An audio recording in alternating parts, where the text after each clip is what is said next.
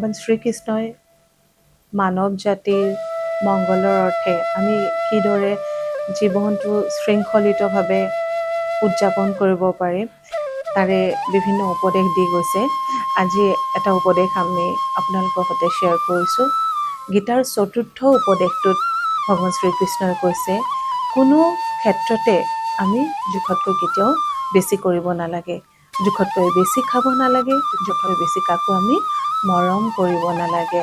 ভগৱান শ্ৰীকৃষ্ণই কৈছে যে মই কাৰোৰে ভাগ্য নিলিখোঁ, মানুহে নিজৰ ইচ্ছা আৰু কৰ্ম অনুসাৰে নিজৰ ভাগ্য নিজে নিৰ্ধাৰণ কৰে। গীতাত লিখা আছে, যিজনে তোমাৰ লগত আছিল আৰু যিজন তোমাৰ লগত থাকিব তুমি তেওঁক লগ দিয়া, আৰু যিজনে তোমাক এৰি গুচি গৈছে তেওঁক তুমি এৰি দিয়া।